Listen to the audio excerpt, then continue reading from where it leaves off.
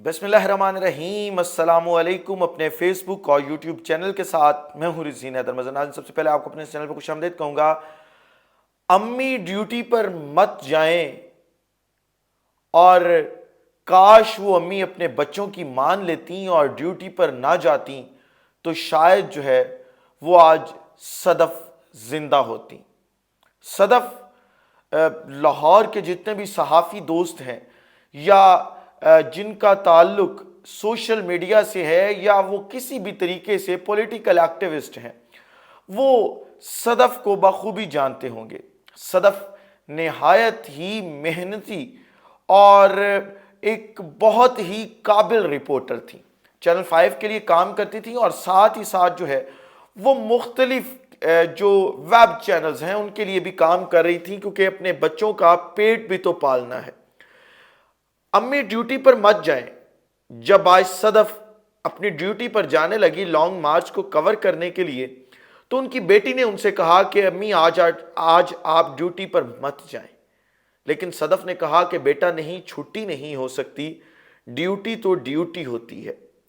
وہ ڈیوٹی جس کے اندر صحافیوں کو اپنا معاشی قتل کروانا پڑتا ہے، سماجی قتل کروانا پڑتا ہے، اور اکثر تو جان بھی دینی پڑتی ہے، لیکن ان کو ان کا معاوضہ کبھی وقت پر اور پورا نہیں ملا۔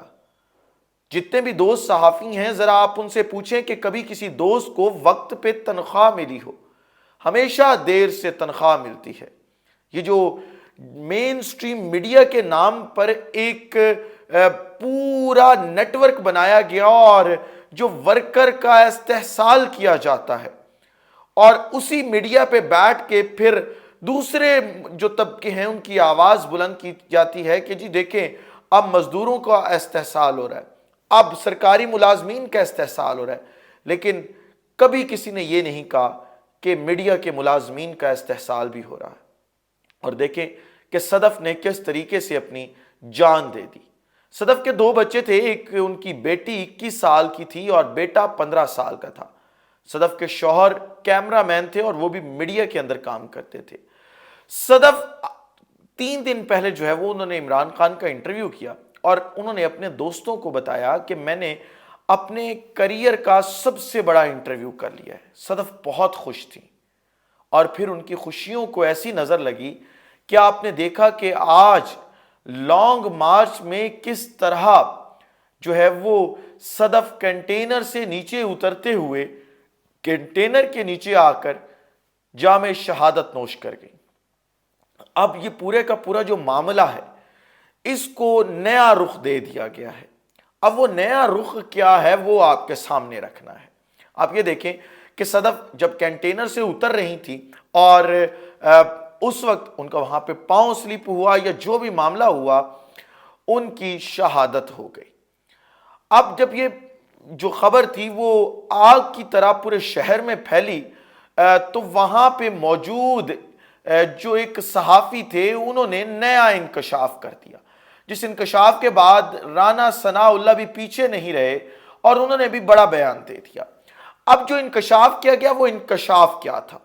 انکشاف یہ تھا کہ صدف کے ساتھ جو کچھ ہوا ہے یہ ایک حادثہ نہیں، یہ قتل ہے، اور کس طریقے سے یہ قتل ہوا اس چشمدید گواہ نے یہ تمام تفصیلات جو ہیں وہ بتائی ہیں۔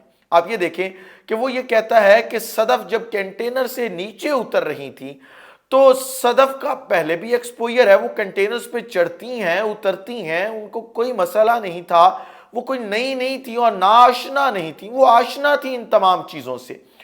اور ایک شخص جو آشنا ہوتا ہے اور وہ اتر رہا ہوتا ہے وہ سنبھل کے اترتا ہے، لیکن وہ کہتا ہے کہ میں نے دیکھا کہ کنٹینر پہ موجود ایک شخص نے صدف کو دھکا دیا۔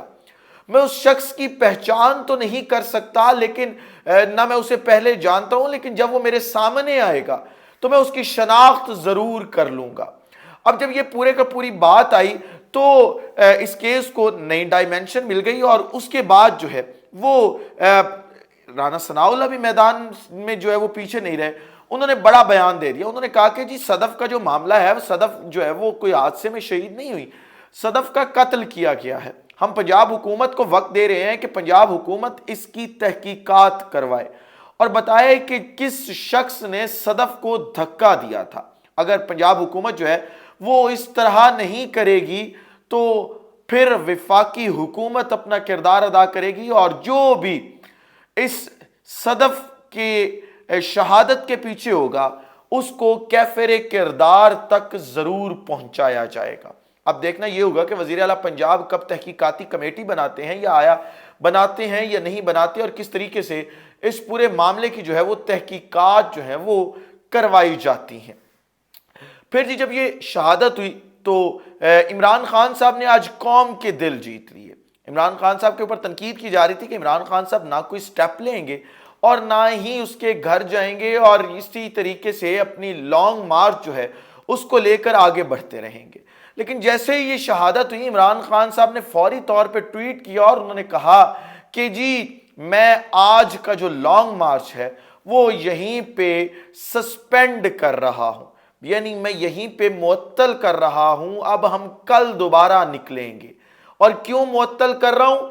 صدف کی اندوہناک موت کی وجہ سے جو ہے وہ میں اس لانگ مارچ کو جو ہے وہ معطل کر رہا ہوں۔